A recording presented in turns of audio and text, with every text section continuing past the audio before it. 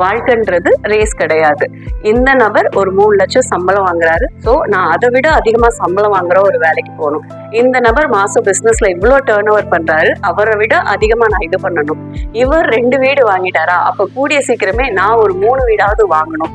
இந்த மாதிரி மற்ற மனிதர்கள் அவங்க வாழ்க்கையில சாதிக்கிறத வச்சுட்டு உங்க வாழ்க்கையில நீங்க என்ன சாதிக்கணும்னு முடிவு பண்ணிட்டீங்க அப்படின்னா உங்க வாழ்க்கையில நிம்மதின்றதே இருக்காது.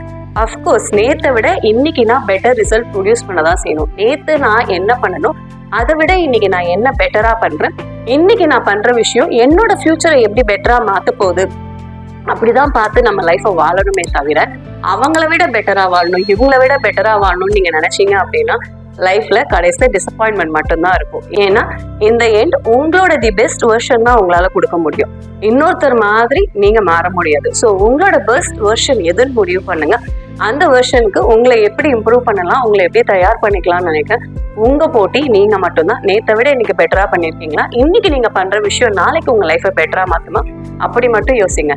அவங்க இந்த ஏஜ்ல செட்டில் ஆயிட்டாங்க, இவங்க இந்த ஏஜ்ல செட்டில் ஆயிட்டாங்க, நான் ஏன் இன்னும் செட்டில் ஆகல, இந்த மாதிரி எல்லாம் வச்சுட்டு அவங்கள டார்கெட்டா வச்சுட்டு நீங்க ஓட ஆரம்பிச்சீங்க அப்படின்னா வாழ்க்கையில நிம்மதி இருக்காது. வாழ்க்கையில ஜெயிக்கிறது ரொம்ப முக்கியம் தான், அதை விட ரொம்ப முக்கியம் நிம்மதியா வாழ்றது கூட. ஸோ நீங்க நிம்மதியா வாழ முதல்ல பழகுங்க, வெற்றி கண்டிப்பா தேடி வரும். நன்றி, சந்திப்போம்.